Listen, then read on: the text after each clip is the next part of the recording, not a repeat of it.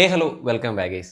IPL ഏകദേശം half way സ്റ്റേജോളം കഴിഞ്ഞിട്ടുണ്ട്. Almost ടീമുകളിലെ എല്ലാം 6-7 മത്സരങ്ങൾ ഫിനിഷ് ആയിട്ടുണ്ട്. ഈ ഒരു സ്റ്റേജ് വെച്ച് ഒരിക്കലും നമുക്ക് പ്ലേ ഓഫ് പ്രെഡിക്റ്റ് ചെയ്യാൻ സാധിക്കില്ലെങ്കിലും ഏതൊക്കെ ടീമുകളാണ് കളിക്കാൻ സാധ്യതയുള്ളതെന്നാണ് നമ്മൾ നോക്കാൻ പോകുന്നത് പ്ലേ ഓഫിൽ. സോ പോയിന്റ് ടേബിളിലേക്ക് നമ്മൾ നോക്കിക്കഴിഞ്ഞാൽ ഒന്നാം സ്ഥാനത്ത് നിൽക്കുന്നത് ഗുജറാത്ത് ടൈറ്റൻസ് ആണ്. 6 മത്സരങ്ങളിൽ നിന്നും 8 പോയിന്റാണ് അവർക്കുള്ളത്. DC രണ്ടാം സ്ഥാനത്ത് 5 മത്സരങ്ങളിൽ നിന്നും 8 പോയിന്റ്. RCB മൂന്നാം സ്ഥാനത്ത് 6 മത്സരങ്ങളിൽ നിന്നും 8 point. Punjab, LSG, KKR, Mumbai, ഈ 4 ടീമുകൾ ഒരു ടീം പ്ലേ ഓഫിലേക്ക് വരാനുള്ള സാധ്യതയുണ്ട്. അവർ നിൽക്കുന്നത് 4, 5, 6, 7 ചാൻസുകളിലാണ്.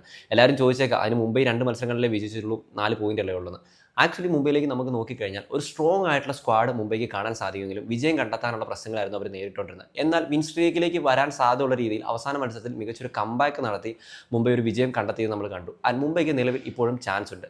നേരെ മറിച്ച് RR, SR, CSK എന്നീ ടീമുകളിലേക്ക് നോക്കിക്കഴിഞ്ഞാൽ വീക്ക്നെസ്സുകൾ ഒരുപാടാണ്. ഈ 3 ടീമുകൾ പ്ലേ ഓഫ് കളിക്കാനുള്ള സാധ്യത വളരെയധികം കുറവാണ്.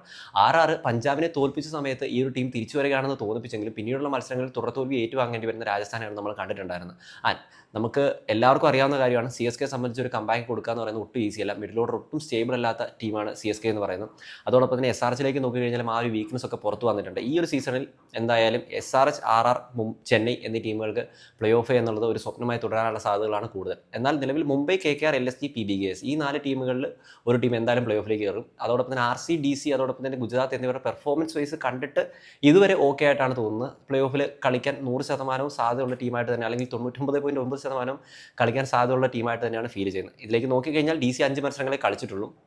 ഇന്ന് രാജസ്ഥാനുമായിട്ടാണ് തോന്നുന്നു മത്സരം DCയുടെ വരുന്നത്. സോ അതും ഒരു നിർണായകമായിട്ടുള്ള മത്സരമാണ്. എന്തായാലും ക്രിക്കറ്റാണ്, മാറ്റങ്ങളുണ്ടാകാം, ചേഞ്ചുകളുണ്ടാകാം, ഏത് ടീമും താഴേന്ന് കയറി വരാം. പക്ഷേ പെർഫോമൻസ് വൈസും സ്ക്വാഡ് വൈസും നമ്മൾ അനലൈസ് ചെയ്യുമ്പം ഇത്രയും ടീമുകൾക്കാണ് സാധ്യതകൾ കൂടുതലായിട്ട് തോന്നുന്നത്.